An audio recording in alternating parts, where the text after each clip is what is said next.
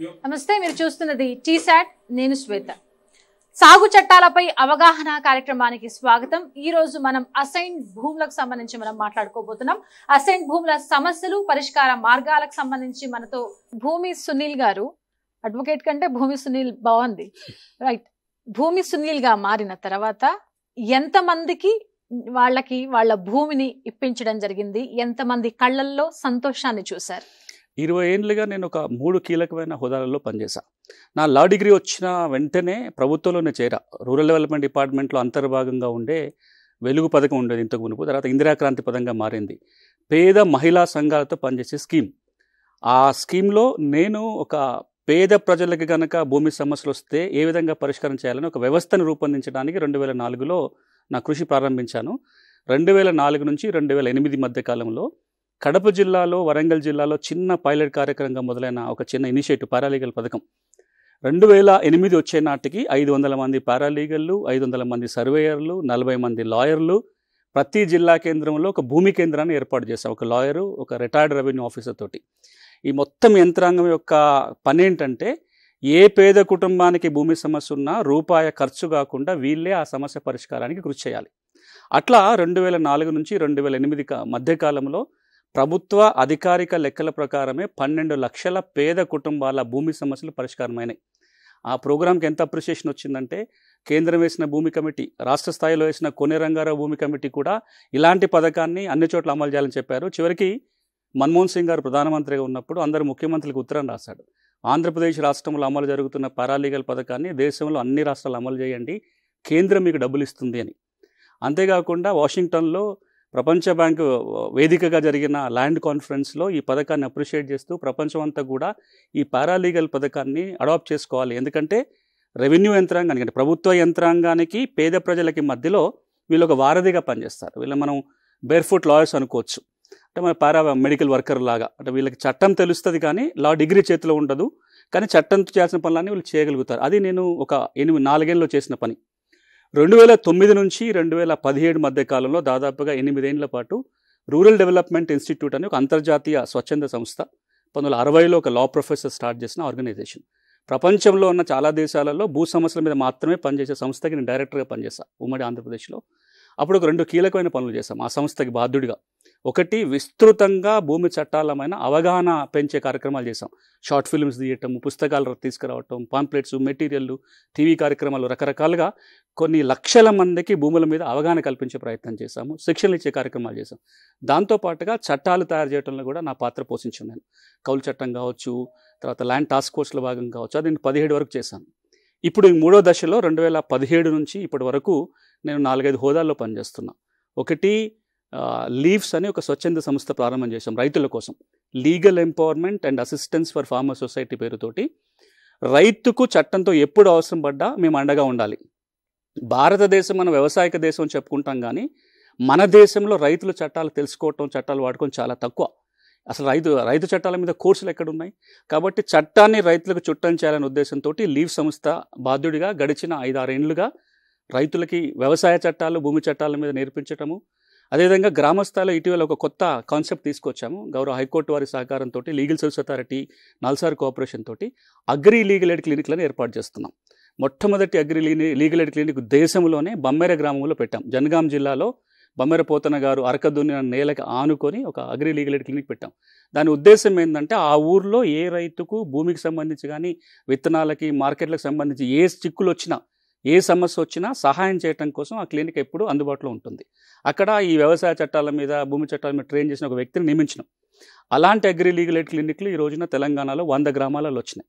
మా లక్ష్యం ఏంటంటే, ఉమ్మడి ఆంధ్రప్రదేశ్లో, ఇప్పుడు తెలంగాణ, ఆంధ్రప్రదేశ్ 2 రాష్ట్రాల్లో కూడా ప్రతి గ్రామంలో ఇట్లాంటి ఒక క్లినిక్లు తీసుకురావాలి అని. ఇక రెండోది, ఈ మధ్యకాలం మీరు చూస్తుంటారు, నేను ధరణి కమిటీలో సభ్యుడిగా ఉన్నాను. తెలంగాణ రాష్ట్ర ప్రభుత్వం ఏదైతే ధరణిలో సంస్కరణల కోసం, భూ సమస్యల పరిష్కారం కోసం ఆలోచన చేస్తుందో అందులో నేను బాధ్యుడిగా పనిచేస్తున్నాను. ఏ కార్యక్రమంలో ఉన్నా భూమిని అయితే వదలలేదు, నేలనే నమ్ముకొని ఉన్నాను. భూ సమస్యల పరిష్కారం కోసం చట్టం తెలిసిన వ్యక్తిగా నా వంతుగా రైతాంగానికి సహాయం చేసే కార్యక్రమంలో 20 ఏళ్లలో ఎంత లేదన్నా ఒక 20 లక్షల మందికి డైరెక్ట్గానో ఇండైరెక్ట్గానో నా ద్వారా కానీ, నా టీం ద్వారా కానీ సహాయం అందినందుకు చాలా గర్వపడుతున్నాను. ఒక అడ్వకేట్ పట్టా పుచ్చుకున్న తర్వాత మీ పేరునే భూమి సునీల్ గా మారిపోయిన తర్వాత మీరున్నారు కదా ఇంతమందికి అవగాహన కల్పించడానికి, మళ్ళీ ఒక పారా లీగల్ వేదికను ఏర్పాటు చేసి అందులో ఇంతమందికి పట్టాలు తీసుకోకపోయినా ఒక అడ్వకేట్ లాగా వాళ్ళని తయారు చేసి వాళ్ళకి లా మీద ఇంత అవగాహన కల్పించాలి, ఇదంతా ఎందుకు అనిపించింది? అంటే రైతుకి చుట్టం చేయాల్సిన చట్టాన్ని వాళ్ళకి చాలా దగ్గరగా ఉంచాలి అన్న ఒక లక్ష్యమా ఏంటి? అంటే భారతదేశంలో పేదవాళ్ళు, మహిళలు, గిరిజనులు వీళ్ళందరూ కూడా చట్టాలను వినియోగించుకోవడం చాలా తక్కువ. అమెరికా లాంటి దేశం తీసుకుంటే ఏ చట్టం అయినా అక్కడ ప్రజలు చాలా విస్తృతంగా దాన్ని వినియోగించుకోగలుగుతారు, వినియోగించుకొని లాభపడగలుగుతారు. మన దేశంలో అపోహలు ఏంటంటే ఆ చట్టం మనకి పనికిరాదు, కోర్టుకు పోతే న్యాయం దొరకపోవచ్చు, లేట్ అవుతుంది, ఇలాంటి అపోహలు ఉన్నాం. కానీ పెద్దవాళ్ళు ఎవరైతే ఉన్నారో వాళ్ళు చట్టాలను బలంగా వాడుకోగలుగుతారు. ఉన్నత వర్గాల వాళ్ళు చట్టాన్ని చాలా వినియోగించుకోగలుగుతారు. చట్టం పేదవాడికి చుట్టం కావాలంటే 2 అంశాల మీద వాళ్ళకి సహాయం కావాలి. ఒకటి, వాళ్ళకి ఆ చట్టం ఉందని తెలవాలి. అది నాలాంటి వాళ్ళు మీలాంటి వాళ్ళు టీవీ ప్రోగ్రాం ద్వారా ఇట్లా చెప్తే కొద్దిగా గొప్ప తెలుసుకోగలుగుతారు. కానీ అది సరిపోదు. చట్టంతో అవసరం పడ్డప్పుడు ఆసరగా నిలబడే ఒక వ్యక్తి ఉండాలి. ఉదాహరణకి ఇప్పుడు మీరు అసైన్మెంట్ సమస్యల గురించి మాట్లాడబోతున్నాం మనం. అసైన్మెంట్కు ఒక చట్టం ఉంది, ఈ చట్ట ప్రకారం మీరు పోతే ప్రభుత్వం ఇక్కడ భూమి పట్టా ఇస్తుందని నేను ఇక్కడ కార్యక్రమంలో చెప్తా. కానీ అక్కడికి సరిపోదు. ఆ అప్లికేషన్ ఎట్లా రాయాలి, ఆ దరఖాస్తు రాసేవాడు ఉండాలి, ఆ వ్యక్తిని తీసుకెళ్లి తహసీల్ ఆఫీసులో మాట్లాడించేవాడు ఉండాలి, ఆయన తరపున కొంచెం 4 ముక్కలు చట్టం భాషలో చెప్పగలిగే వాళ్ళు ఉండాలి. అప్పుడు వాళ్ళకి ఆసరాగా ఉంటుంది. సో నా ప్రయత్నంలో చట్టం చెప్పడంతో పాటుగా చట్టంతో అవసరం పడ్డప్పుడు వెంట ఉండే వ్యక్తులను తయారు చేసే ప్రయత్నం కూడా చేశాం. దాన్నే మేము చట్టం భాషలో ఏమంటామంటే there is a difference between legal awareness and legal empowerment. Legal awareness అంటే చట్టం తెలవటం, లీగల్ ఎంపవర్మెంట్ అంటే చట్టాన్ని వాడుకోగలిగే స్కిల్స్, పరిజ్ఞానం రావటం. ఆ లీగల్ అవేర్నెస్ మనం ఇక్కడ కూర్చొని స్టూడియోలు చేయొచ్చు, కానీ లీగల్ ఎంపవర్మెంట్ జరగాలి అంటే కనుక ఇక్కడతో ఆగిపోకూడదు. కింద స్థాయిలో చట్టం తెలిసిన వ్యక్తుల్ని మనం ఎంతమందిని తయారు చేస్తే అది సాధ్యమవుతుంది. మీకు ఇంకో మాట కూడా, ఈ పారాలీగల్ కార్యక్రమాన్ని మనం 2004, 2008 మొదలు ఏదైతే చేశామో దీన్ని ఇన్స్పిరేషన్గా తీసుకొనే national legal service authority, supreme court ఆధ్వర్యంలో పనిచేసే లీగల్ సర్వీస్ అథారిటీ ఏదైతే ఉందో నాషనల్ లెవెల్లో ఉంటుంది, స్టేట్ లెవెల్లో, డిస్ట్రిక్ట్ లెవెల్ వరకు ఉంటుంది. వాళ్ళకు కొత్త ప్రోగ్రానికి అంకురార్పణ చేశారు 2009లో. దాన్ని PLVs అంటారు, పారాలీగల్ వాలంటీర్స్ అంటారు. పారాలీగల్ వాలంటీర్స్ ఆలోచన పుట్టుకొచ్చిందే ఉమ్మడి ఆంధ్రప్రదేశ్లో ల్యాండ్ పారాలీగల్ చూసిన తర్వాత. ఆ PLVలు కూడా హైకోర్టు వారు, సుప్రీంకోర్టు వారు ఏం చేస్తున్నారంటే ఆ వాలంటీర్స్ తీసుకొని 24 అంశాల మీద శిక్షణ ఇచ్చి ప్రతి గ్రామంలో ఒక వాలంటీర్ ఉండేలాగా ఒక ప్రయత్నం చేస్తున్నారు. ఇప్పుడు ఈ వాలంటీర్ ఉండటం వల్ల ఏమవుతుందంటే నాకు అవసరం పడ్డప్పుడు నేను ఆ వ్యక్తి దగ్గరికి పోయి సహాయం అడిగితే చేసే వ్యక్తి ఉంటారు. ఎంత పెద్ద ఎత్తున ఈ దేశంలో చట్టాలని మనం పేదలకు చుట్టాలు చేసే ప్రయత్నం చేస్తామో అంత తొందరగా వాళ్ళు పేదరికం నుంచి బయటకు రావడానికి ఉపయోగపడుతుంది. పేదరిక నిర్మూలనలో చట్టం చాలా కీలక పాత్ర వహిస్తుంది. అది మనం ఇప్పటిదాకా నెగ్లెక్ట్ చేస్తాం. మీకు ఇంకొక ఉదాహరణ చెప్తా. భూములు కాకుండా విత్తనాలు ఉన్నాయి. మనం రైతు చట్టాల గురించి మాట్లాడుతున్నాము. ప్రతి వ్యవసాయ సీజన్లో విత్తనాలు నష్టపోయినవేనో, విత్తనాలు మొలకెత్తలేదనో రోడ్ల మీదకి రైతులు వచ్చని చూస్తున్నాం. కానీ విత్తనాల వల్ల నష్టం జరిగితే నష్టపరిహారం పొందడానికి ఒక చట్టం ఉంది, దానికి ఒక విధానం ఉంది. అది కనుక మీరు ప్రతి రైతుకు చెప్తే ఆ చట్ట ప్రకారం కనుక ఆయన కన్జ్యూమర్ ఫోరంకి ఇంకో చోటుకు పోతే నష్టపరిహారం తెచ్చుకోవడానికి అవకాశం ఉంది. ఈ రోజు మనం చేయగలుగుతున్నాం అన్నమాట. అట్లా రైతుల కోసం మన తెలంగాణ రాష్ట్రంలో భూములకు సంబంధించి 124 చట్టాలు, వ్యవసాయానికి సంబంధించి భూమి కాక 65 చట్టాలు, దాదాపుగా 200 సాగు చట్టాలు ఈ రోజున ఉన్నాయి. 200 చట్టాల్లో ఎన్ని చట్టాలు రెవెన్యూ శాఖలో ఉన్న వాళ్ళకి తెలుసు, ఎన్ని చట్టాలు వ్యవసాయ శాఖలో పనిచేసే వాళ్ళకి తెలుసు. మనం గనక ఈ చట్టాలని అమలు చేసే వాళ్ళకి శిక్షణ ఇస్తూ ఎవరికైతే ఈ చట్టాలు పనికొస్తే వాళ్ళ గనక అవగాహన పెంపొందించగలిగితే భారీ మార్పు వస్తుంది. కాలర్ ఉన్నారు మీతో మాట్లాడడానికి హైదరాబాద్ నుంచి, ప్రవీణ్ గారు. సార్ సునీల్ గారు, భూమి సునీల్ గారు, నమస్కారం సార్. నమస్తే సార్, నాకు నా డౌట్ ఏంటంటే సార్, చెప్పండి సార్ మాకు అసైన్ ల్యాండ్ ఉంది సార్. మీరు చెప్తూ ఉండండి, వినపడుతుంది. ఓకే, మాకు అసైన్ ల్యాండ్ ఉంది సార్. 1979లో మాకు మార్కెట్ వాల్యూ తీసుకొని 3 years లో మాతో ఇన్స్టాల్మెంట్స్ కట్టించుకొని మాకు అసైన్ చేసేది సార్. దాని తర్వాత 1993లో దాన్ని కలెక్టర్ ఏమన్నారంటే ఇక మేము assign land rules and regulations ని వైలేట్ చేసినామని మాకు క్యాన్సిల్ చేసింది సార్. ఓకే, దాని తర్వాత కోర్టుకి వెళ్తే అది స్టే వచ్చింది సార్. దాని తర్వాత మళ్ళా కోర్టులో వెళ్తే గిట్ట అది మాకు ఫేవర్ వచ్చింది సార్. కానీ ఆ ఆర్డర్ ని ఇంప్లిమెంట్ చేయలేదు సార్. ఇప్పటిదాకా మేము దానికి బాధితులం సార్. నేను ఇంతకు ముందు దీంట్లో మెసేజ్ కూడా పెట్టాను సార్. High court order sir. ఈ ల్యాండ్ వాళ్ళకే చెందుతుందని హైకోర్టు ఆర్డర్ ఇచ్చినా అది అమలు చేయడం లేదు సార్. ప్రొబిటరీ లిస్ట్ లో మా ల్యాండ్ పెట్టారు సార్.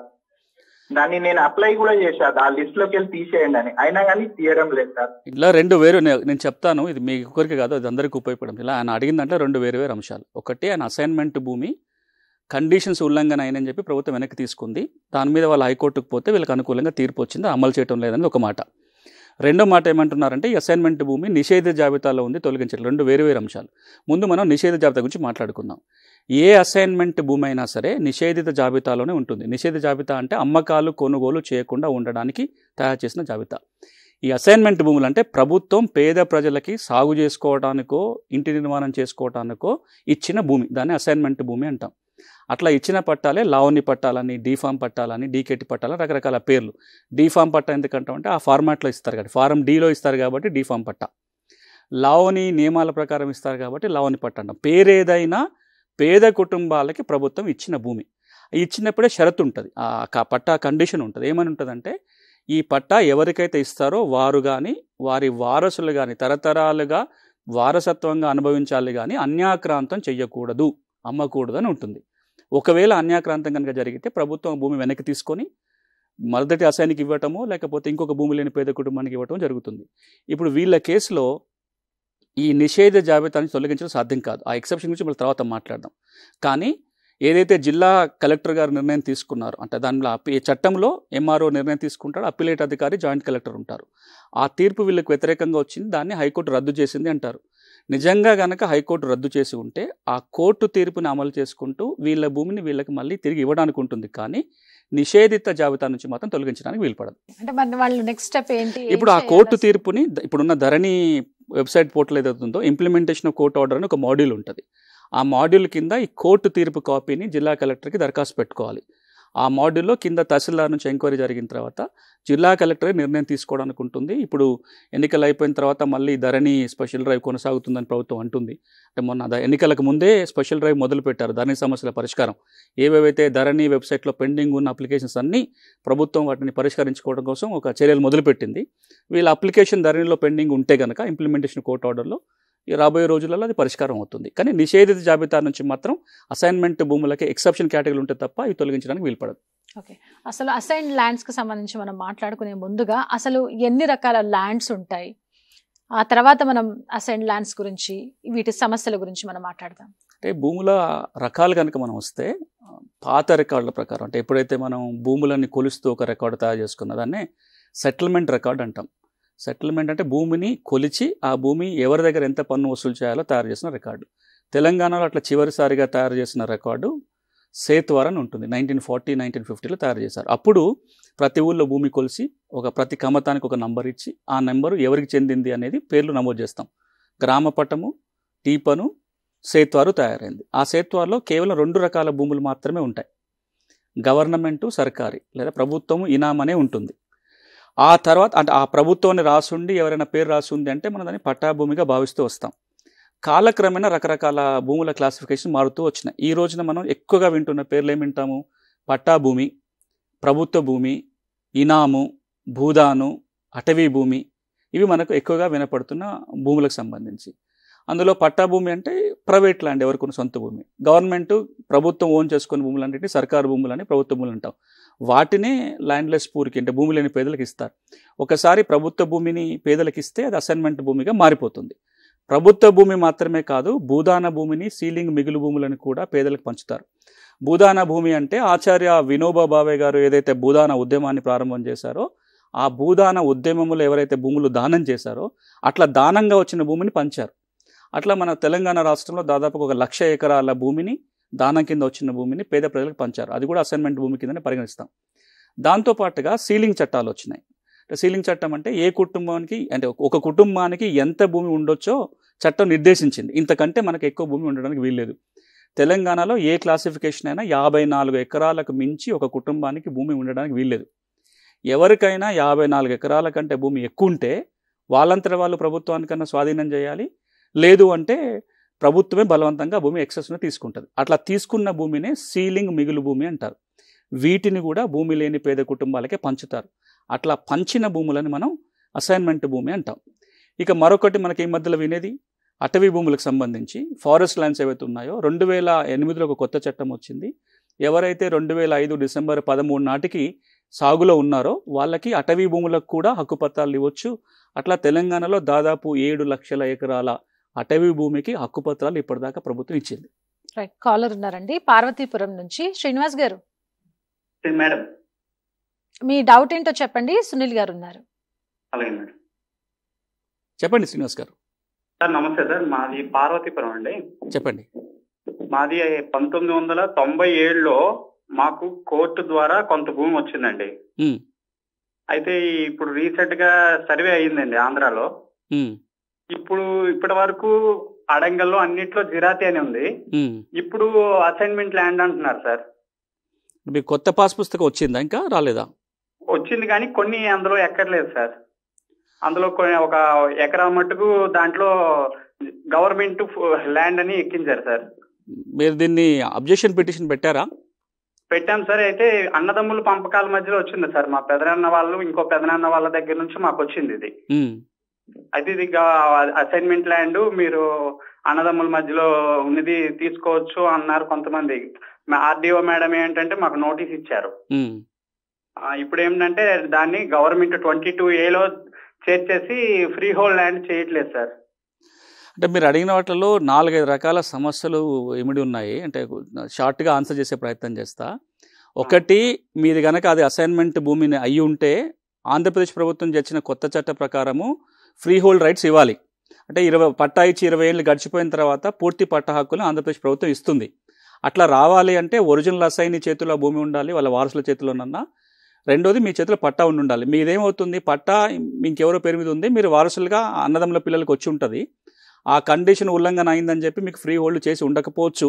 రాబోయే రోజుల్లో దాని క్లారిఫికేషన్ కూడా ప్రభుత్వం నుంచి తీసుకోవాల్సి ఉంటుంది. ఇప్పుడున్న నియమాల ప్రకారం అయితే ఆ పిఓటి చట్ట ఉల్లంఘన జరిగినప్పుడు ఈ ఫ్రీ హోల్డ్ రైట్స్ ఇవ్వడానికి ఉండదు. ఇక రెండోది, మాది మొన్నటిదాకా జీరాయితీ అని పడింది, ఇప్పుడు కొత్తగా అసైన్మెంట్ పడుతుంది, రీసర్వేలు అని చెప్తున్నారు. కాబట్టి ఒక్కసారి ఆర్ఎస్ఆర్లో ఏముందో చూడండి. పాత అడంగల్ అంటే 1950 నుంచి ఇప్పటిదాకా అడంగల్లో ఈ భూమి గురించి ఏమని రాసుకుంటూ వస్తున్నారో చూడండి. అది నిజంగానే ఆర్ఎస్ఆర్ ప్రకారము పాత అడంగల్ ప్రకారం కూడా జిరాయితీ భూమి అయి ఉన్నట్లయితే ఇప్పుడు సర్వేలా తప్పుగా పడితే డిప్యూటీ తహసీల్దార్ వాళ్ళకి పరిష్కరించే అధికారం ఉంది.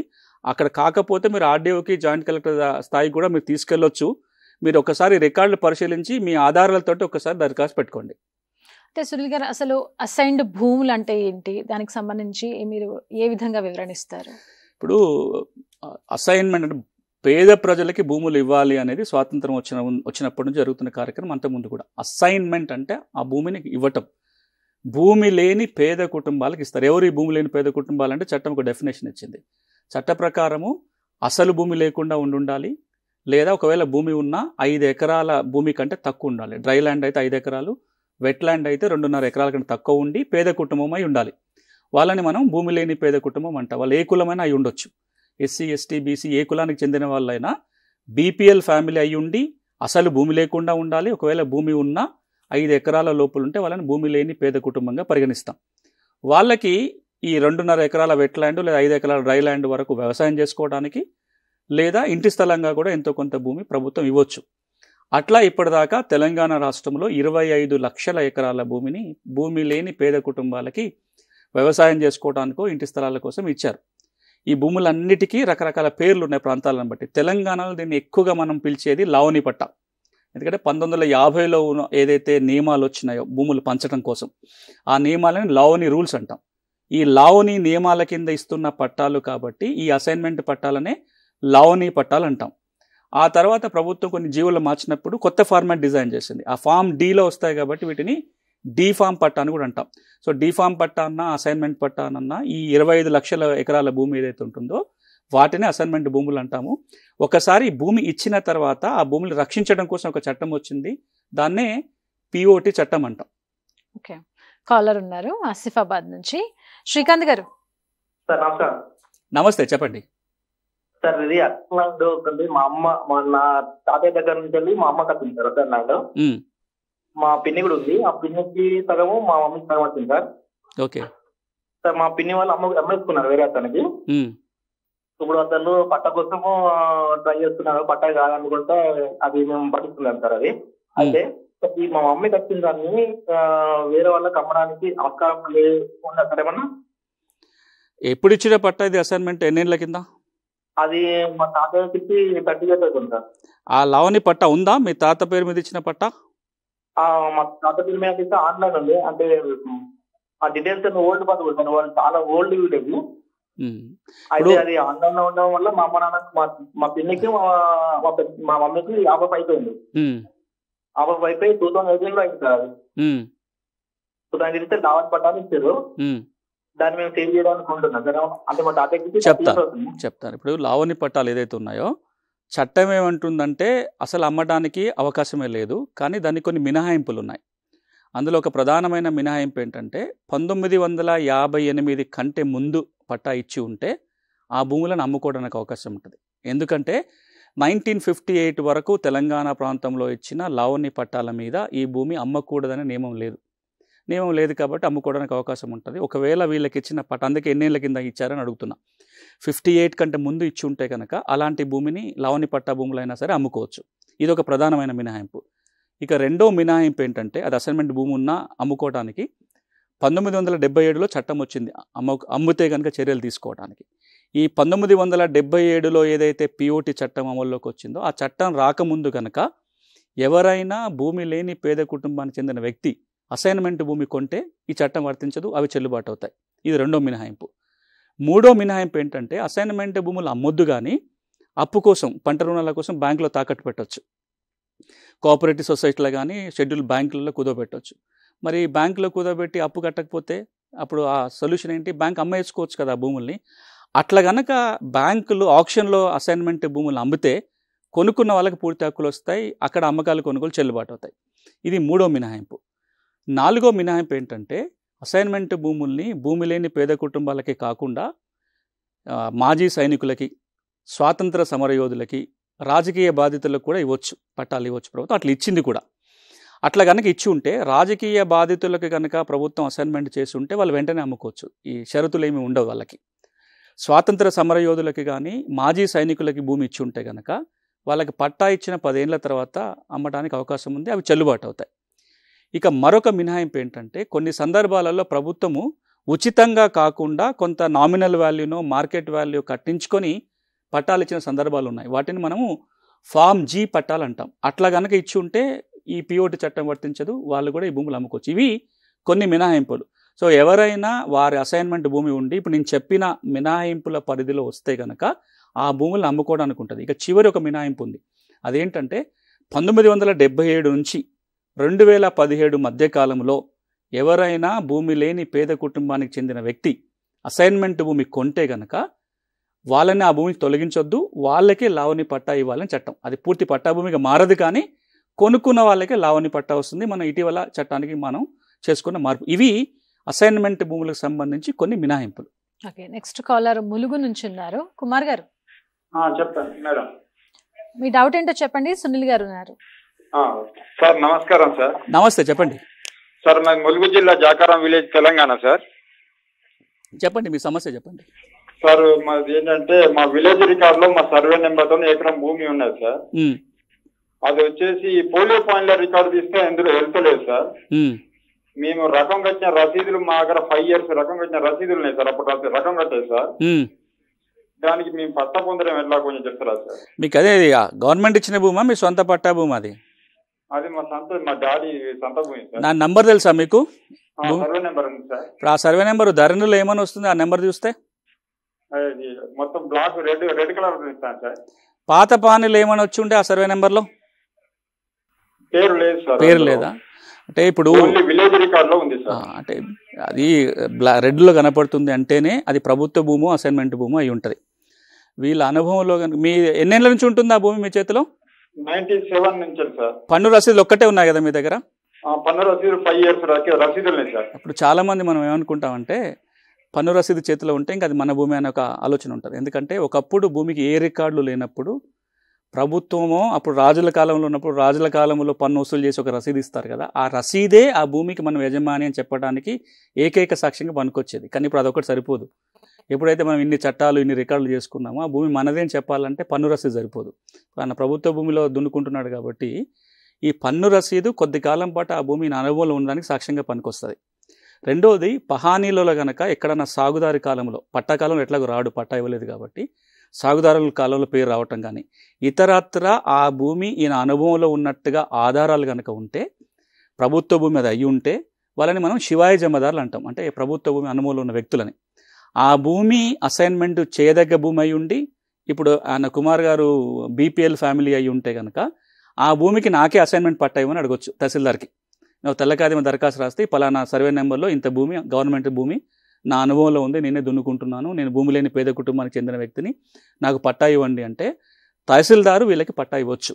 సో ఇప్పుడు ఆయన చూడాల్సింది ఆ భూమి గవర్నమెంట్ భూమి అవునా కాదా, ప్రభుత్వ భూమి అయితే అది అసైన్మెంట్ చేయదగ్గ భూమా కాదా, అది వెరిఫై చేసుకోవాలి.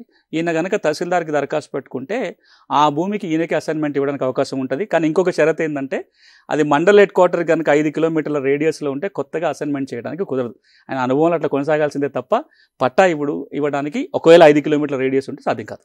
ఇంకా ఆయనకి ఎలాంటి ఛాన్సెస్ ఏం లేవంటారు? ఉన్నాయని చెప్పిన అంటే ఆ భూమి అసైన్మెంట్ చేయదగ్గ భూమి అయి ఉండాలి. ఈయన పేద కుటుంబానికి చెందిన వ్యక్తి అయి ఉంటే కనుక తప్పకుండా అసైన్మెంట్ భూమి పట్టా పొందడానికి అవకాశం ఉంటుంది.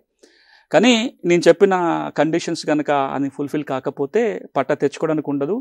4 సార్లు పట్టా కావాలని గట్టిగా అడిగితే పట్టా ఇచ్చే బదులుగా ఆయన మీద భూ ఆక్రమణ చట్టం కింద కేసు పెట్టి తొలగించాల్సి కూడా వస్తుంది.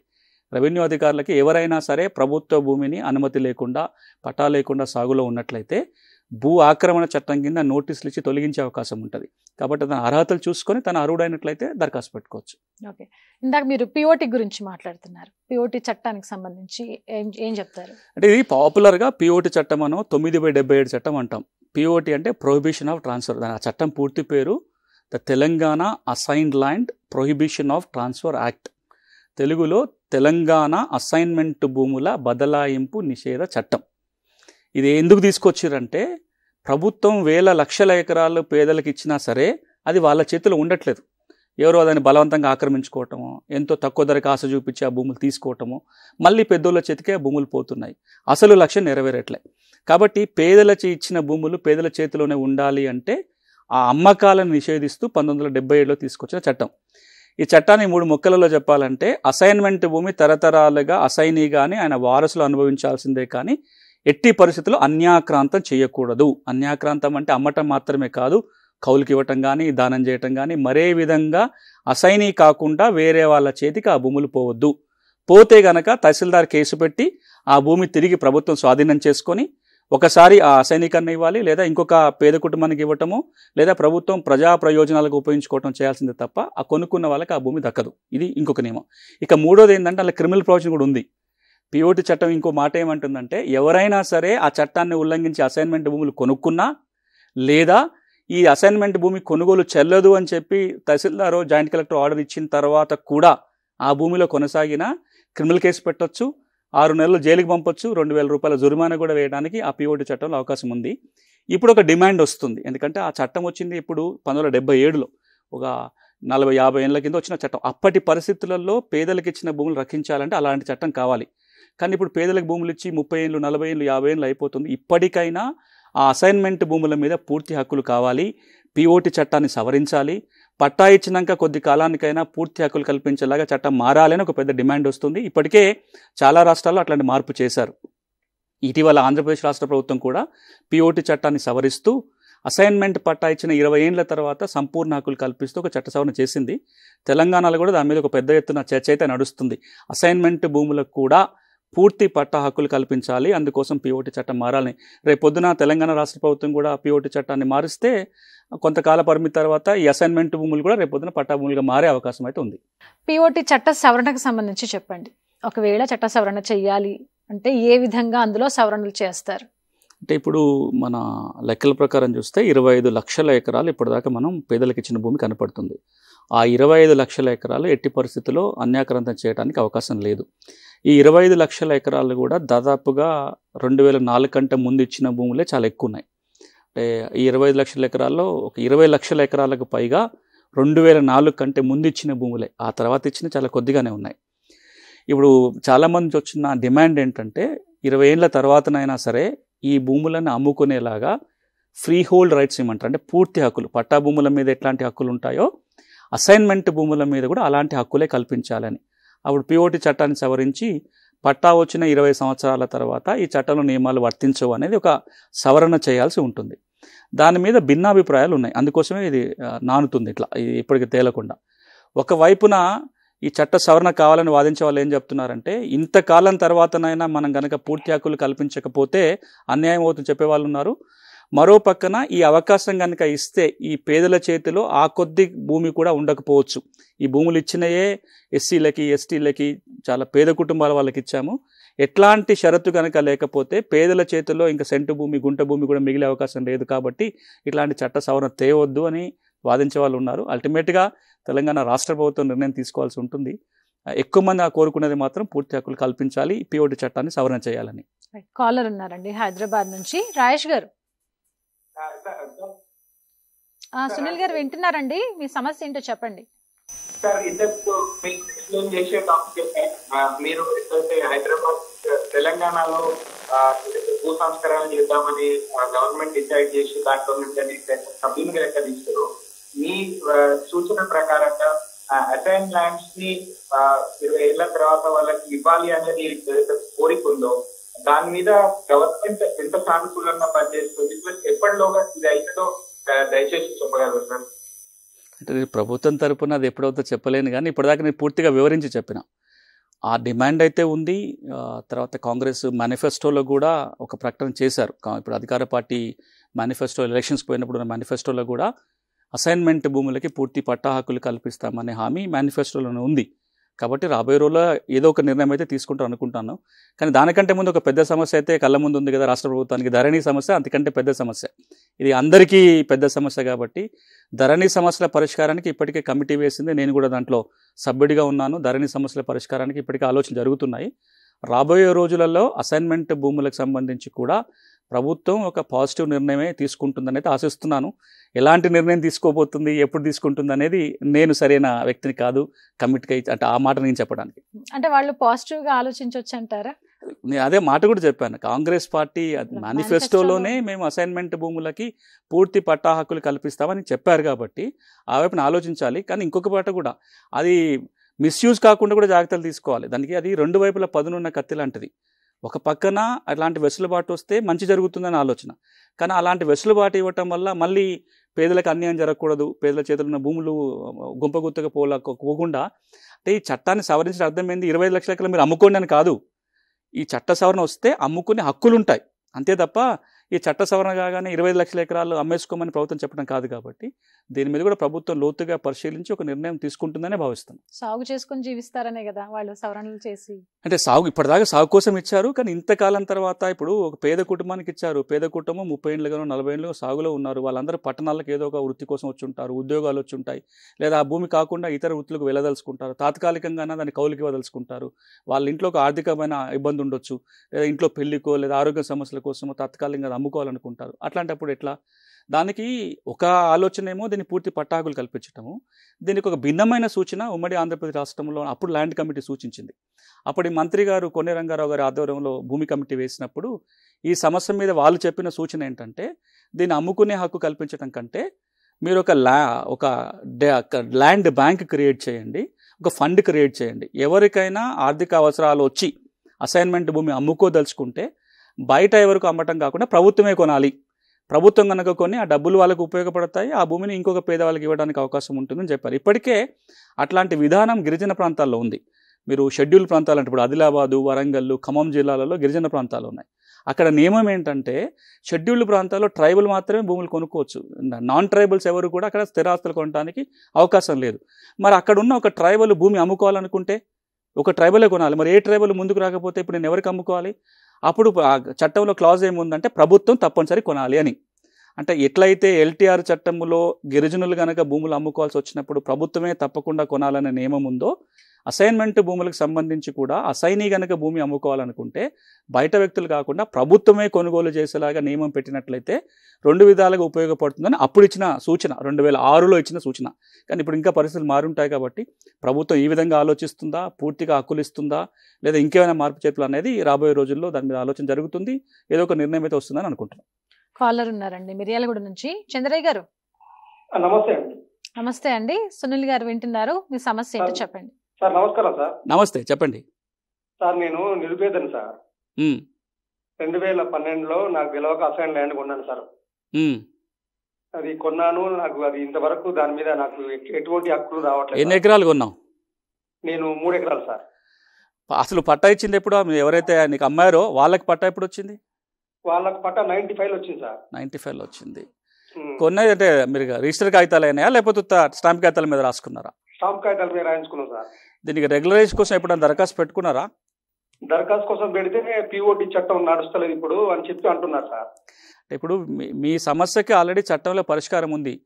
కొత్తగా పిఓటి చట్టానికి 2018లో తీసుకొచ్చిన సవరణ ప్రకారం 2017 డిసెంబర్ 31 కంటే ముందు మీరు కనుక భూమి కొనుంటే, ఎవరైనా భూమి లేని పేదవాళ్ళు కొనుంటే వాళ్ళు జిల్లా కలెక్టర్కి దరఖాస్తు పెట్టుకోవాలి.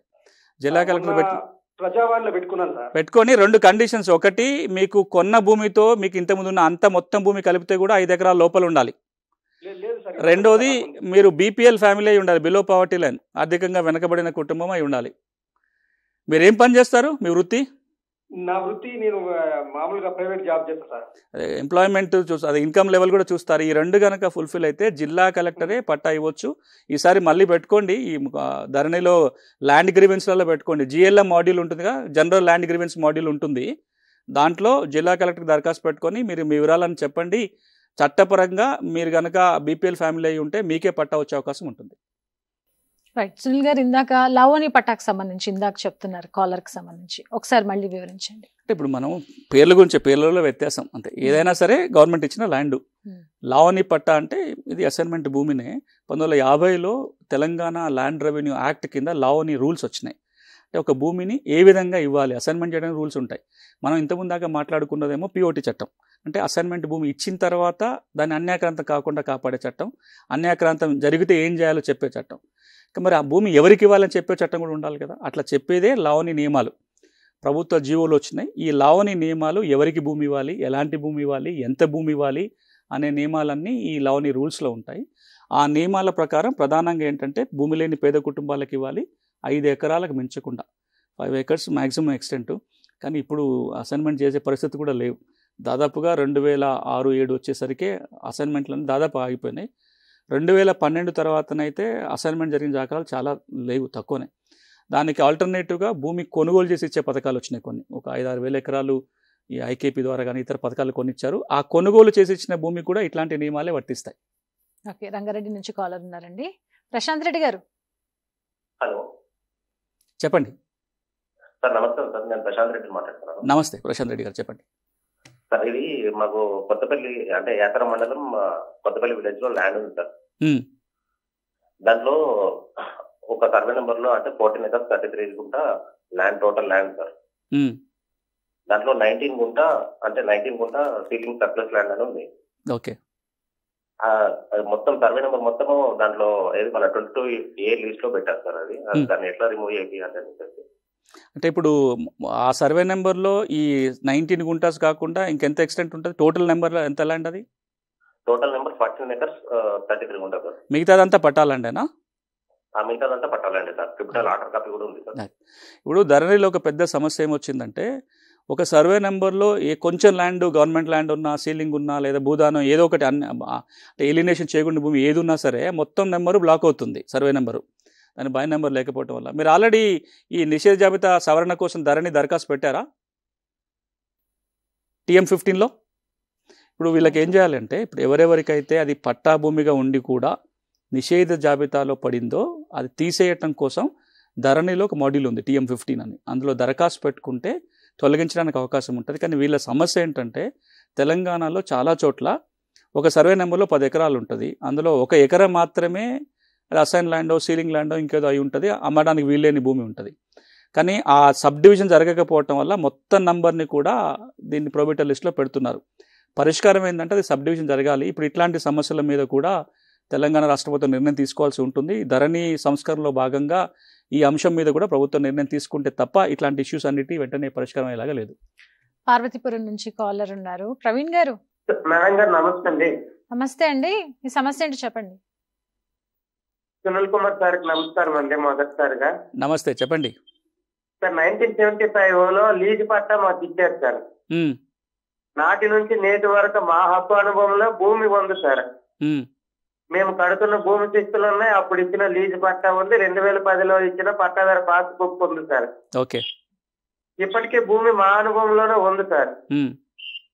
సార్ అది ఆన్లైన్ లో చూస్తే 33 ఎకరాల 80 సెంట్లు చెరువు అని చూపిస్తాం సార్. మాకనమాట 2 ఎకరాలకి పట్టా ఇచ్చున్నారు సార్. ఓకే. అయితే కొత్తగా ఆంధ్రప్రదేశ్ లో జీవో నెంబర్ 596 వచ్చింది కదా సార్. మా తాతయ్య గారు చనిపోయి కొన్నాళ్ళు అవుతుంది, మా నాన్నమ్మ పేరున ఈ పాస్బుక్ 1 కావాలి, పైగా 596 జీవో ప్రకారం పూర్తి హక్కులు కావాలని అప్లై చేశాం సార్. సార్ తహసీల్దార్ గారికి ఇచ్చాము, విఆర్ఓ గారికి ఇచ్చాము, ఆర్డీఓ గారికి ఇచ్చాము, కలెక్టర్ గారికి ఇచ్చాము సార్. ఎంతమందికి ఇచ్చినా సరే రిటర్న్ సమాధానం చెప్పట్లేదు. ఏం చేస్తారో తెలియదు, చేయదా తెలియదు. అది చెరువు, మేము చెయ్యమని నోటు మాటతో చెప్తున్నారు సార్. సమస్య అర్థమైంది. ఇప్పుడు ఇది మీ ఒక్కరిదే కాదు, 2 రాష్ట్రాల్లో కూడా శీకం భూములు అంటారు. అంటే చెరువులు కుంటలు ఏవైతే ఉన్నాయో అది ఫుల్ ట్యాంక్ ఉన్నప్పుడు, పూర్తిగా చెరువు నిండినప్పుడు, పూర్తిగా కుంట నిండినప్పుడు ఎక్కువ ప్రాంతాల్లో నీళ్లు ఉంటాయి. నీళ్లు లేనప్పుడు కొంత భూమి తేలుతుంది, అందులో సాగు చేసుకోవడానికి కొంత అవకాశం ఉంటుంది. ఒకప్పుడు ఏం చేసేవాళ్ళంటే ఏవైతే ఈ శీకం భూములు ఉంటాయో ఒక పంట పండించుకోవడం కోసం ఏక్సాల్ పట్టాలని లేదా లీజ్ పట్టాలు, అక్కడ ఆంధ్ర ప్రాంతం నుంచి అని చెప్తున్నారు కాబట్టి లీజ్ పట్టా అంటాం, వాటిని ఏక్సాల్ పట్టాలు కూడా అంటాం. అంటే 1 సంవత్సరం కోసం పనికొచ్చేట్లాగా ఒక పంట వేసుకోవడానికి పట్టాలు ఇచ్చేవాళ్ళు. అవి అట్లా కొనసాగుతూ ఉన్నాయి. కొంతమందికి అయితే రెగ్యులర్ లావణి పట్టాలు కూడా ఇచ్చారు, డీఫామ్ పట్టాలు. కానీ సుప్రీంకోర్టు మార్గదర్శకాల మేరకు పర్యావరణ రక్షణ చట్టాలు ఏవైతే వచ్చిన తర్వాత ఈ శీకం భూమిలో పట్టాలు ఇవ్వటం ఆపేశారు. ఉన్న పట్టాలు కూడా చెల్లుబాటు కావు. కానీ పాత పట్టాలు ఏవైతే ఉన్నాయో అవి కొన్ని సుప్రీంకోర్టు తీర్పుకి ఎగ్జామ్షన్కి వచ్చిన వాటికి మాత్రమే ఈరోజు రెగ్యులర్ చేయొచ్చు. ఆంధ్రప్రదేశ్లో కొత్తగా ప్రభుత్వం ఒక నిర్ణయం తీసుకుని వారు జీవో చెప్తున్నారు ఆయన.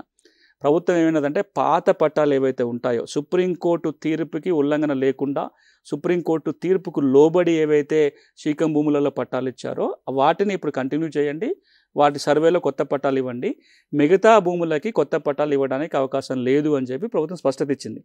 కానీ కింది స్థాయిలో అమలు చేసినప్పుడు ఏమవుతుంది అంటే కింద స్థాయిలో ఉన్న అధికారులు, తహసీల్దార్ కానీ డిప్యూటీ తహసీల్దార్ కానీ సర్వేకి పోయినప్పుడు ఎక్కడెక్కడైతే శీకం భూములు ఉన్నాయో ఈ ఎక్సాల్ పట్టాలు ఉన్నాయో వాటిపైన కొత్త పట్టాలు జారీ చేయటం లేదు. ప్రభుత్వం వీటన్నిటి మీద నిర్ణయం తీసుకునేంత వరకు వాళ్ళకు రెగ్యులర్ పట్టాలు వచ్చే అవకాశం లేదు. అవన్నీ కూడా అంతే, అక్కడైనా అంతే, తెలంగాణలో కూడా అంతే. ఈ శీకం భూములకు ఇచ్చిన పట్టాలన్నీ కూడా ఇప్పుడు ధరణిలో కొత్త పాస్ పుస్తకాలు రాలేదు. మీరు పార్ట్ బిలో పాత పట్టాలు ఉండి కొత్త పట్టాలు రాని కేసులలో కొన్ని చూస్తే ఇవి కూడా అందులో ఉంటాయి. ఏవైతే ఈ శీకం భూములకి ఏక్సాల్ పట్టాలు ఇచ్చిన భూములకు కూడా ధరణిలో కొత్త పాస్ పుస్తకాలు రాలేదు. వీటి మీద కూడా తెలంగాణ ప్రభుత్వం నిర్ణయం తీసుకోవాల్సి ఉంటుంది. శీకం భూములకు సంబంధించి ఎలాంటి సమస్యలతో మిమ్మల్ని అప్రోచ్ అవుతుంది? 2 రకాలుగా వస్తాయి. ఒకటి మనం ఇప్పటిదాకా మాట్లాడుకుంటున్నట్టుగా అది నిజంగానే శీకం ఉంది, అక్కడ కొంతకాలానికి పట్టాలు ఇచ్చారు, పర్మనెంట్ పట్టాలు రాలేదు, ఇప్పుడు శాశ్వత పట్టాలు కావాలి, లేదా ధరణిలోనో అక్కడ మీ భూమిలోనో పట్టాలు ఎక్కాలి, కొత్త పాస్ పుస్తకాలు కావాలని వచ్చేటి ఉంటాయి. కొన్ని ఇంకో రకమైన కేసులు ఉన్నాయి. గత 40-50 ఏళ్ళుగా ఎక్కడ అది శీకమని లేదు, పూర్తిగా జిరాయితీ పట్టా భూమి అనే వస్తూ ఉంటుంది. సడన్గా ఇప్పుడు అది శీకం కింద వస్తుంది, ఎఫ్టీఎల్ జోన్లో ఉంది కాబట్టి మేము కొత్త పట్టాలు ఇవ్వము అని పెండింగ్లో పెట్టి పార్ట్ బిలో పెట్టిన సందర్భాలు మనం చూస్తున్నాం. అంటే ఒక భూమి అది ఎఫ్టీఎల్ జోన్లో ఉందా లేదా అనే నిర్ణయం జరగకుండానే 40 ఏళ్ళుగా పట్టా భూమి వచ్చింది కాస్త ధరణి రాగానే శీకం భూమిగా మారిపోయింది. ఎందుకు అవుతుంది అంటే ఇవన్నీ సమస్యలకు రావడానికి ఒక ప్రధానమైన కారణము భూముల సర్వే జరగకపోవటం. ప్రతి 30 ఏళ్ళకు ఒకసారి భూములని కొలిసి సర్వే చేసుకొని కొత్త రికార్డు తయారు చేసుకోవాలి. కానీ తెలంగాణలో దాదాపుగా 70-80 ఏళ్ళు అవుతున్నా సరే రీసర్వే ఇంకా జరగల. ఇప్పుడు 1910-1940 మధ్యలో తెలంగాణ ప్రాంతంలో చివరిసారిగా భూముల సర్వే జరిగింది. ప్రతిసారి ప్రభుత్వాలు ఏమన్నాయంటే మేము సర్వే చేస్తాము, కొత్త రికార్డు తయారు చేస్తామని చెప్పారే తప్ప సర్వే జరగల. గడిచిన 10 సంవత్సరాల్లో కూడా ప్రభుత్వం పలు దఫాలుగా మేము భూముల రీసర్వే చేయబోతున్నామన్నారు, రికార్డుల సర్వేకే పరిమితమయ్యారు తప్ప భూముల రీసర్వే జరగలేదు. తెలంగాణలో అయినా ఆ మాటకొస్తే దేశంలో ఏ రాష్ట్రంలోనైనా భూ సమస్యలు సమగ్ర పరిష్కారం దక్కాలన్నా, శాశ్వత పరిష్కారం ఉండాలన్నా భూముల రీసర్వే జరగాలి. తెలంగాణలో కూడా భూముల రీసర్వే చేస్తే ఏవి శీకం భూములు ఉన్నాయి, ఎక్కడ పట్టా భూములు ఉన్నాయి, ఏది ప్రభుత్వ భూమి, ఏది అటవీ భూమి, ఇవన్నీ కూడా రికార్డులు మళ్ళీ కొత్తగా తయారు చేసుకోవడానికి అవకాశం ఉంటుంది. రెండోది, మనకి ఇప్పటిదాకా ఉన్న సర్వే రికార్డులు ఏవైతే ఉన్నాయో జియో రిఫరెన్స్ మ్యాప్లు కాదు. ఇప్పుడు నేను టీసాట్ స్టూడియోకి రావాలంటే నాకు ఒక లింక్ పంపిస్తే మ్యాప్లో నేను ఎవరిని అడగకుండా గేట్ ముందు దాకా రాగలుగుతా.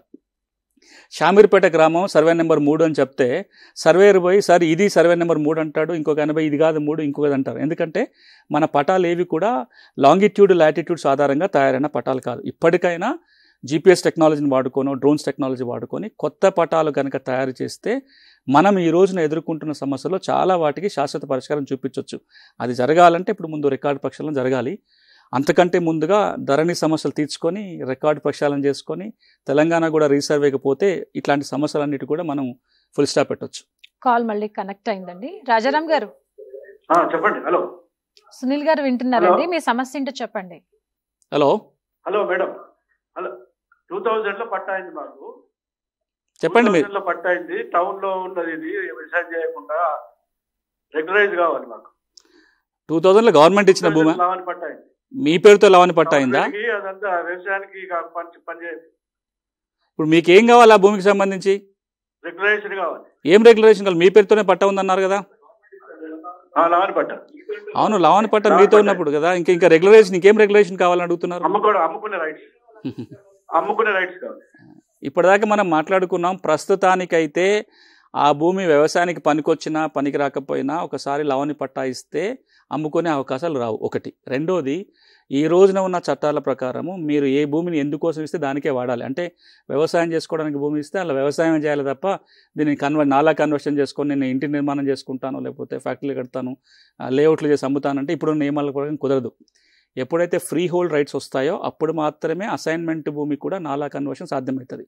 ఇప్పుడు వారి దాంట్లో ఆ అసైన్మెంట్ పట్టా, రెగ్యులర్ పట్టా చేయడానికి ఇప్పుడు అవకాశం లేదు. రెండోది, అది వ్యవసాయానికి పనికి రావటం లేదు, అర్బన్ ఏరియాలో వచ్చేసింది అంటున్నారు, వ్యవసాయం చేయడానికి లేదు, ఇండ్లు కట్టుకోవడానికి పనికొస్తుంది. కాబట్టి దాని వాళ్ళు ఇప్పుడు నాలా కన్వర్షన్ చేసుకొని ఇంటి ప్లాట్ల కింద మార్చడానికి కూడా అవకాశం లేదు. ఒకవేళ వాళ్ళ ఇంటి ప్లాట్ల కింద మార్చారనుకోండి, పిఓటి చట్ట ఉల్లంఘన అవుతుంది, ఆ భూమి మళ్ళీ ప్రభుత్వం వెనక్కి తీసుకోవడానికి ఉంటుంది.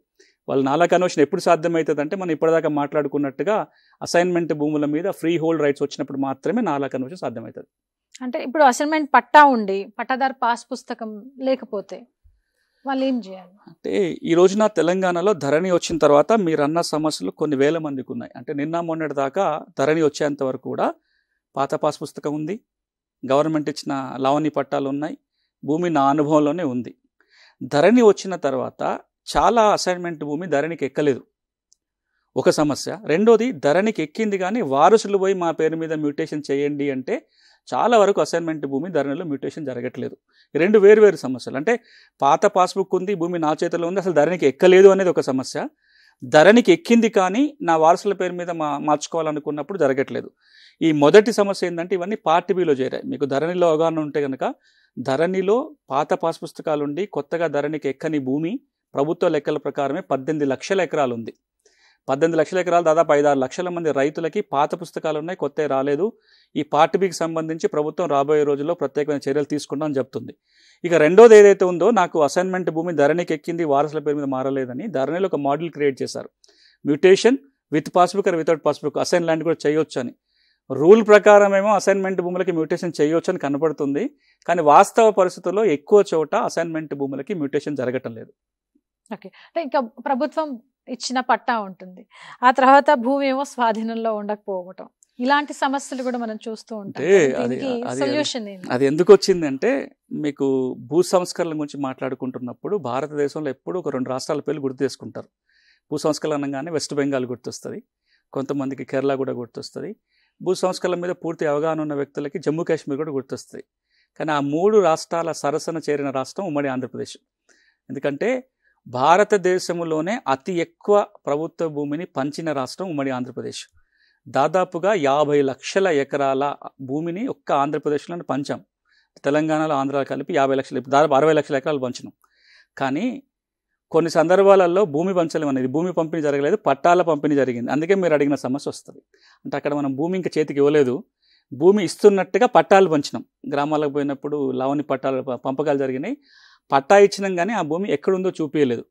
ఈరోజు కూడా చాలా గ్రామాలలో చాలామంది చేతిలో పట్టాలు అయితే ఉన్నాయి కానీ భూమి ఎక్కడుందో ఇంకా ఇప్పటివరకు చూపించిన దాఖలాలు కనపడుతున్నాయి. అట్లాంటి వాళ్ళకి చేతిలో కనుక పట్టా ఉండి భూమి ఇంకెక్కడుందో తెలియకపోతే, వాస్తవంగా భూమి ఉంటే ఇప్పుడు మళ్ళీ చూపించడానికి అవకాశం ఉంటుంది, లేకపోతే ఈ పట్టాలే క్యాన్సిల్ చేయాల్సి వస్తుంది.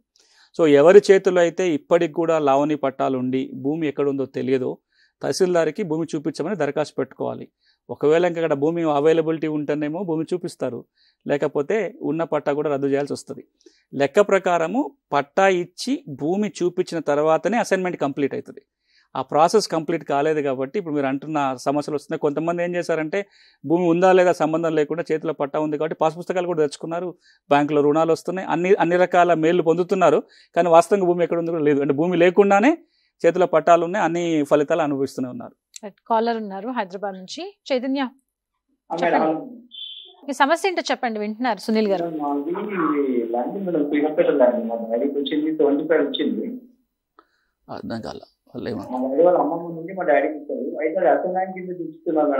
మళ్ళీ ఒకసారి మీ ప్రశ్నని రిపీట్ చేస్తారా, క్లియర్ గా లేదు.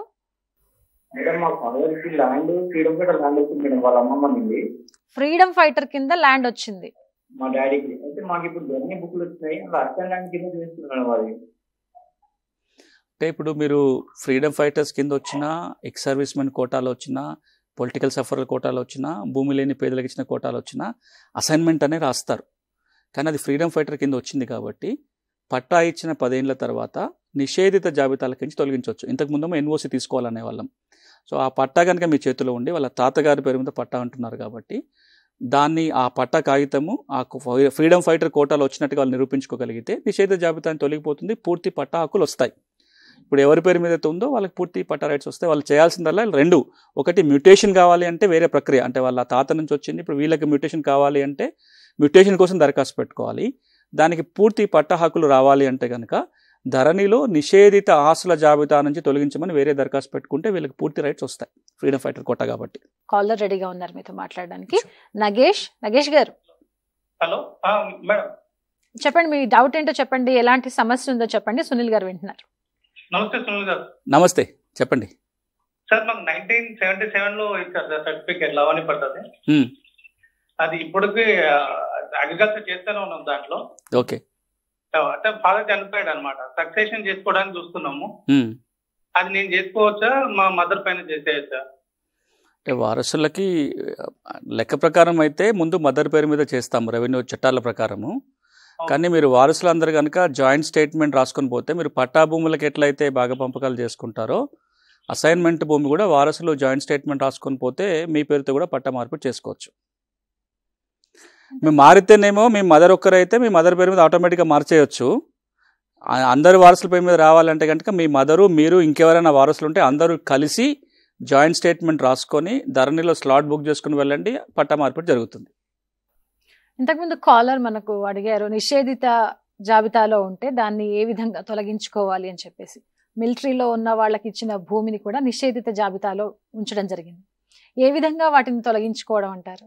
అంటే ముందు నిషేధ జాబితా ఏంటో ఒక అవగాహన ఉండాలి. ఇది 2007 నుంచి తయారవుతున్న ఒక నిషేధ జాబితా, ఒక లిస్ట్. ఇది దీన్ని ప్రొహిబిటెడ్ ప్రాపర్టీ లిస్ట్ అంటాము, సెక్షన్ 22A లిస్ట్ అంటాం. రిజిస్ట్రేషన్ చట్టంలో ఒక కొత్త నియమాన్ని 2007లో చేర్చి జాబితా తయారవుతుంది. ఎందుకంటే కొన్ని రకాల భూములని చట్ట ప్రకారం అమ్మకాలు కొనుగోలు చేయడానికి వీలు లేదు. అసైన్మెంట్ భూమి, భూదాన భూమి, సీలింగ్ మిగులు భూములు, అటవీ భూములు, ప్రభుత్వ భూములు, వీటన్నిటిని రిజిస్ట్రేషన్ చేయకూడదు, మీరు అమ్మకాలు కొనుగోలు చేయొద్దని చట్టమే చెప్తుంది.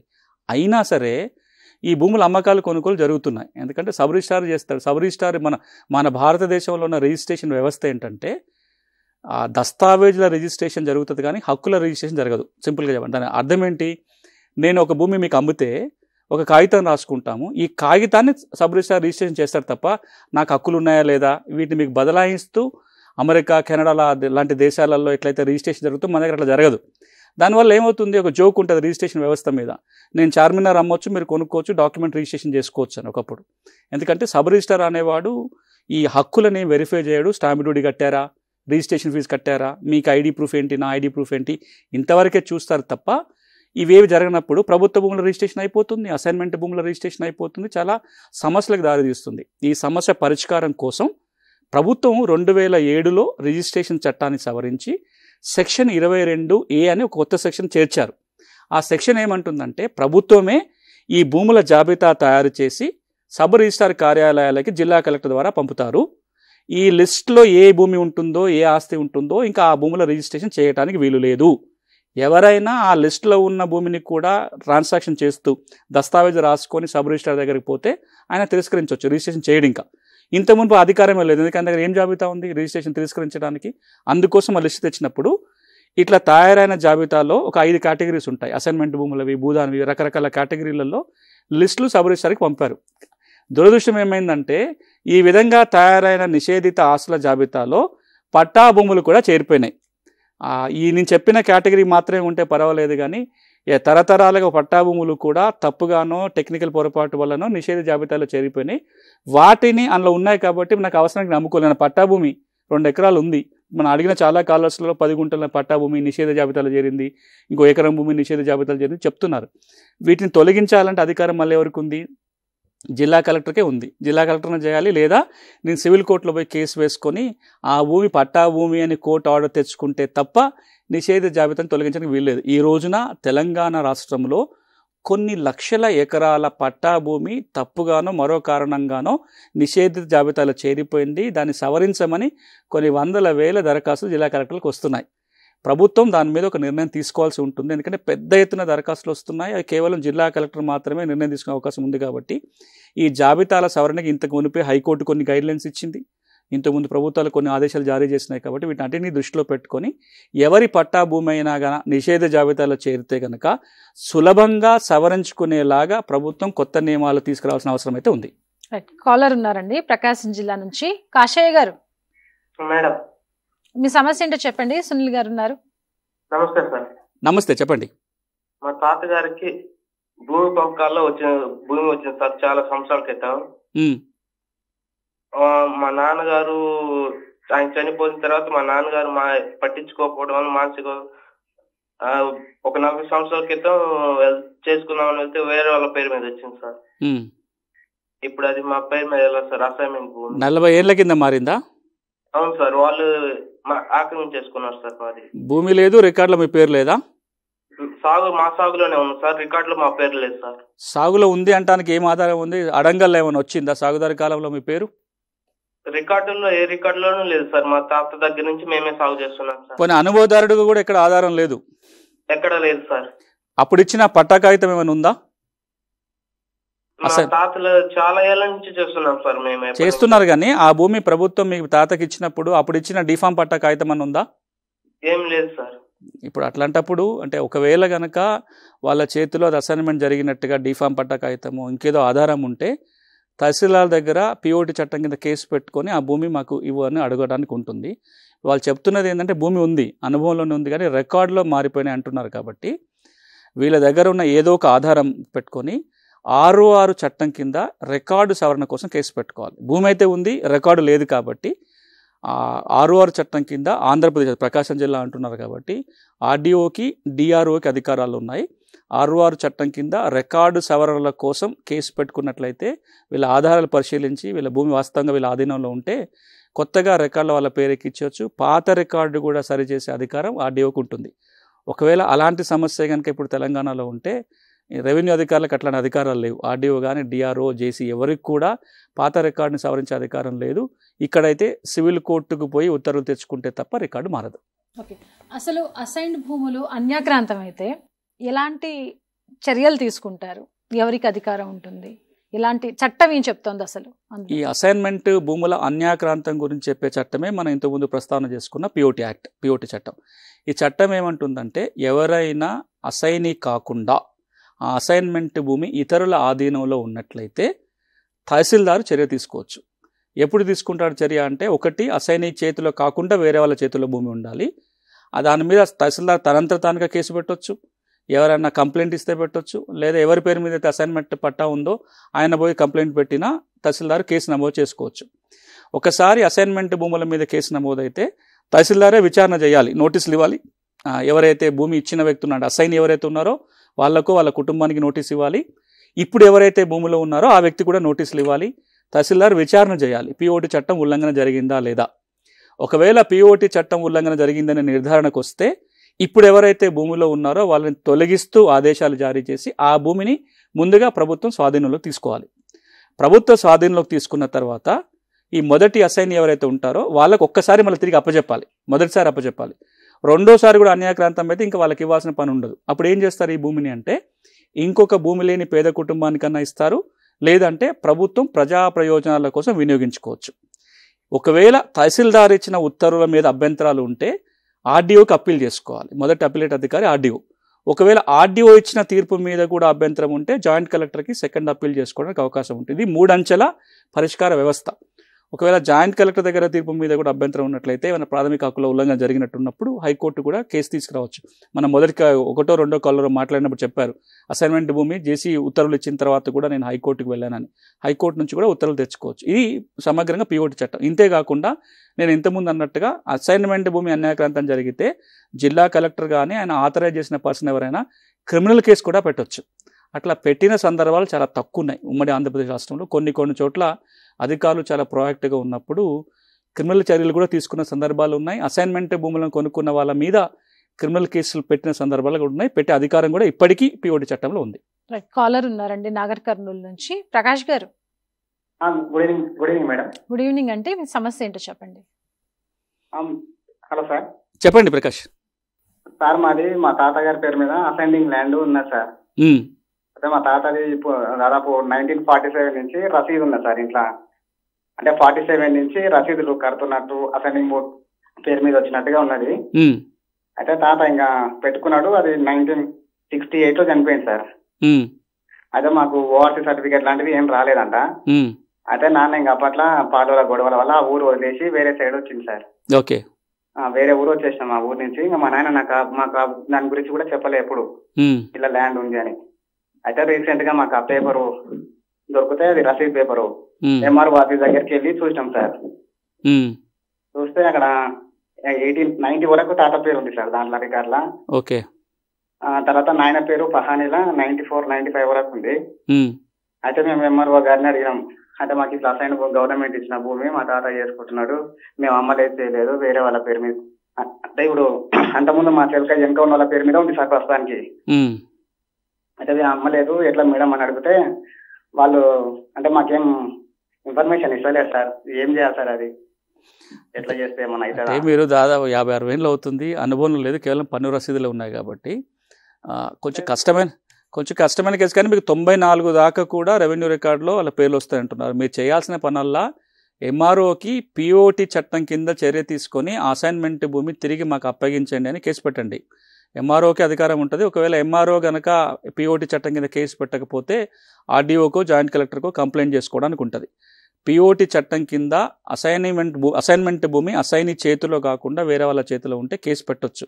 కానీ ఇప్పుడు ఎవరి ఆధీనంలో ఆ భూమి ఉందో వాళ్ళు కూడా భూమి లేని పేద కుటుంబాలు అయితే కనుక వీళ్ళకి భూమి వచ్చే అవకాశం ఉండదు. ఎవరి ఆధీనంలో ఇప్పుడు ఉందో వాళ్ళకే లావణి పట్టపోయే అవకాశం ఉంటుంది. రెండోది, ఇప్పుడు అసైన్మెంట్ భూమి కనుక మండల కేంద్రానికి 5 కిలోమీటర్ల పరిధిలో ఉంటే పిఓటి చట్ట ఉల్లంఘన జరిగిన మొదటి అసైనిక భూమి రాదు. దాన్ని ప్రభుత్వమే ప్రజా ప్రయోజనాలకు వాడడానికి అవకాశం ఉంటుంది. సో వీళ్ళు ఈ రెండింటిని వెరిఫై చేసుకోవాలి. 5 కిలోమీటర్ల రేడియస్లో ఉందా, ఇప్పుడు ఎవరి ఆధీనంలో భూమి ఉందో వాళ్ళు భూమి లేని పేదవాళ్ళు అవునా కాదా. ఒకవేళ వాళ్ళు భూమి లేని పేదవాళ్ళు కాకుండా ఉండి ఇది 5 కిలోమీటర్ల బయట ఉన్న భూమి కనుక అయితే ఎంఆర్ఓ దగ్గర పిఓటి కేసు పెట్టుకొని ఆ భూమి తిరిగి తెచ్చుకోవడానికి అవకాశం ఉంది. నెక్స్ట్ కాలర్ కామారెడ్డి నుంచి ఉన్నారండి. నరసింహులు గారు.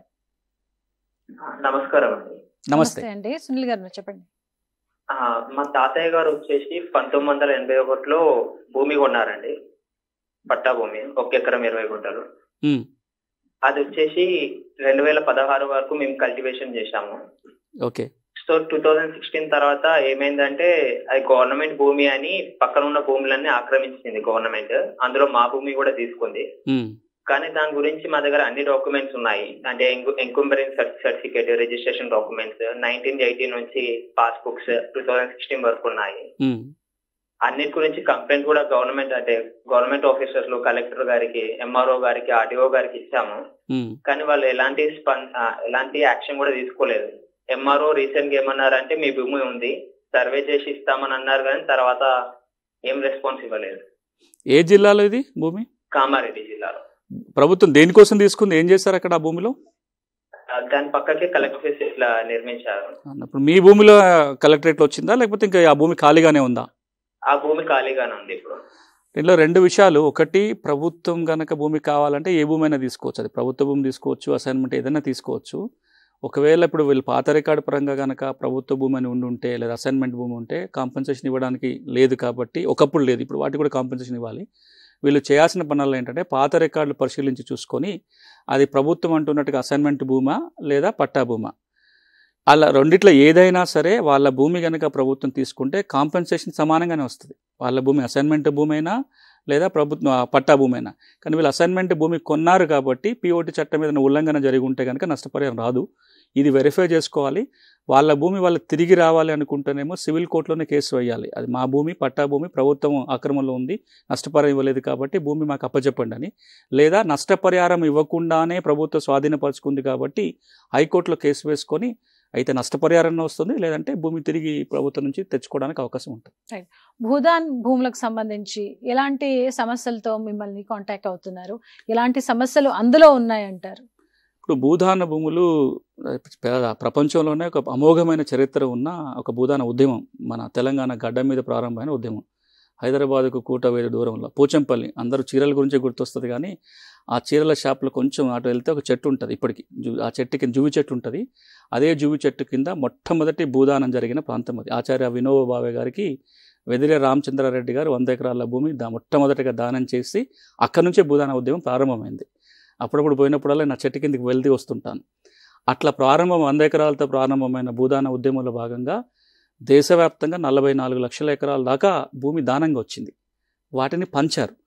ఇట్లా దానంగా వచ్చిన భూమిని రెగ్యులేట్ చేస్తానికి పంచటానికి ఒక చట్టం చేసుకున్నాం మనం. ఆ 1960వ దశకంలో భూదాన గ్రామదాన చట్టం అని ఉంటుంది. భూదాన అండ్ గ్రామదాన యాక్ట్ పేరుతోటి ఒక చట్టం ఉంది. ఆ చట్టం ఏమంటుందంటే ఈ భూములన్నిటినీ పంచటం కోసం ఒక భూదాన యజ్ఞ బోర్డు ఏర్పాటు చేశారు. తెలంగాణ రాష్ట్రానికి ఒక భూదాన బోర్డు ఉంటుంది. అది ఇటీవల కాలం రద్దు చేసి భూదాన బోర్డు కూడా ప్రభుత్వమే స్వాధీనం చేసుకుంది. ఈ చట్ట ప్రకారము భూమి లేని పేదవాళ్ళకు భూములు పంచుతారు. పంచే నిర్ణయం భూదాన బోర్డు తీసుకుంటుంది. కానీ పట్టాలు ఇచ్చేది మళ్ళీ తహసీల్దారే, లిస్టు నుంచి వెళ్తుంది. తహసీల్దారే పట్టాలు ఇస్తాడు. ఆ పట్టాలు ఉన్న వాళ్ళకి పాస్ పుస్తకాలు అన్నీ వస్తాయి. ఒకవేళ అన్యాక్రాంతం జరిగితే కూడా మనం ఇప్పటిదాకా ఏదైతే పిఓటి చట్టం మాట్లాడుకున్నాం ఆ చట్ట ప్రకారం ఆ నిబంధనలన్నీ కూడా భూదాన భూములకు వర్తిస్తాయి. ఈ రోజున ఎట్లాంటి సమస్యలు మనం చూస్తున్నాం ఈ చట్టం కింద అంటే, ఒకటి వాళ్ళకి భూదాన భూమి ఉంది, పాత పట్టాలు ఉన్నాయి, ధరణిలో ఎక్కలేదు, కొత్త పుస్తకాలు రాలేదనే ఒక సమస్య చూస్తున్నాము. రెండోది విచిత్రంగా అది భూదాన భూమే కాదు. నిన్న మొన్నటి దాకా 50-60 నుంచి పట్టా భూమి అని ఉంది. సడన్గా ఇది భూదాన భూమి అని చెప్పి దాన్ని నిషేధిత జాబితాలో పెట్టిన సందర్భాలు మనం బోర్డు చూస్తున్నాం. ఇక మూడోది ఏం చూస్తున్నామంటే, భూదాన భూమే ఆ ఒరిజినల్ భూమి దానం చేసిన వ్యక్తి ఎవరైతే ఉంటారో ఆ భూమి ముందే వరకు అమ్మేసుకోవటం జరిగింది. అదే భూమిని దానంగా ఇంకొకరికి ఇచ్చారు. ఆ చేతులు మారుతూ ఇప్పుడు ఎవరో 10వ వ్యక్తో 11వ వ్యక్తో చేతిలో భూమి ఉంటుంది.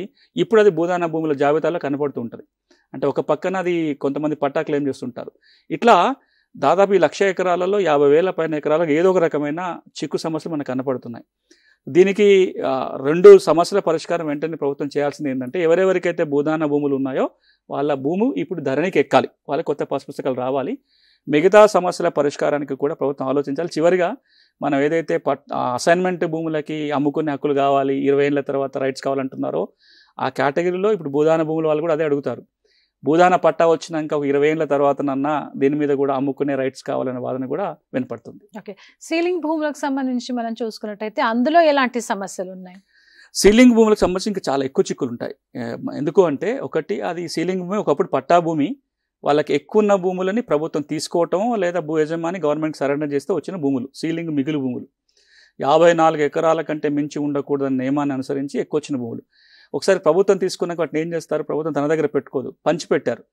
ఇప్పుడు ఆ సీలింగ్ భూములకు సంబంధించి 2 ప్రధానమైన సమస్యలు కనబడుతున్నాయి. ఒకటి, సీలింగ్ పట్టా అయితే ఇచ్చారు కానీ ఆ భూమి ఇంకా మొదటి భూ యజమాని వాళ్ళ కుటుంబాల చేతిలోనో లేదా వాళ్ళు ఎవరికి అమ్ముకోవడం జరిగిపోయింది. నా చేతిలో భూమి లేని పేదవాడిగా ప్రభుత్వం ఇచ్చిన సీలింగ్ పట్టా ఉంది, ల్యాండ్ మాత్రం ఒరిజినల్ భూ యజమాని చేతిలోనో లేదా వాళ్ళ కుటుంబం చేతిలోనో వాళ్ళు ఇంకోళ్ళకి అమ్ముకుంటే వాళ్ళ చేతిలోనో ఉంది, నా చేతిలో పట్టా మాత్రమే ఉంది. రెండోది, ఈ సీలింగ్ భూములకి నాకు పాస్ పుస్తకాలు అన్నీ వచ్చినాయి ఇంతకుముందు మొన్నటి వరకు. ధరణి వచ్చిన తర్వాత పుస్తకాలు రావట్లేదు. పాత పాస్ పుస్తకం నా చేతిలో ఉంది కానీ కొత్త పుస్తకం రావట్లేదు. ఎందుకో ఈ భూదాన భూములు, సీలింగ్ మిగులు భూములు, అసైన్మెంట్ భూములు చాలా భూములకి అయితే ధరణికి ఎక్కలేదు. ఒకవేళ ధరణికి ఎక్కినా వాళ్ళ వారసుల పేరు మీద పట్టాలు మారటం లేదనేది మనం ప్రధానంగా వింటున్న సమస్య. మనం అర్థం చేసుకోవాల్సింది ఏంటంటే, భూదాన భూమి అయినా సీలింగ్ మిగులు భూమి అయినా అసైన్మెంట్ భూమి అయినా ఎవరికి ఇచ్చినాం మనము? భూమి లేని పేద కుటుంబాలకు ఇచ్చినాం. అందులో ఎక్కువ శాతం ఎస్సీ ఎస్టీలే ఉంటారు. మరి ఈ ఎస్సీ ఎస్టీలకు ఇచ్చిన భూమి ఇన్ని చిక్కుల్లో ఉంటే మనం వాళ్ళకి ఏ విధంగా మేలు చేయగలుగుతాం? వాళ్ళకి ఆ రికార్డులో ఉంటే తప్ప మేలు అందని పరిస్థితి ఉంది. కాబట్టి ప్రభుత్వం ప్రత్యేకమైన దృష్టి పెడుతుంది. ఇప్పుడు పెట్టి కూడా ఈ అసైన్మెంట్ భూములు, భూదాన భూములు, సీలింగ్ మిగులు భూములకు సంబంధించి ఎవరెవరైతే నిజమైన హక్కుదారులు అర్హులు ఉన్నారో వాళ్ళ పేరు ధరణికి ఎక్కాలి, వాళ్ళకి కొత్త పాస్బుక్ రావాలి. ఆ మేరకు ప్రభుత్వం చర్యలు తీసుకోవాల్సి ఉంటుంది, అలా తీసుకుంటుందని ఆశిస్తున్నాం. Right sir, thanks for joining. Thank you. ఇది ఇవాల్టి సాగు చట్టాలపై అవగాహన కార్యక్రమం. చూస్తూనే ఉండండి TSAT.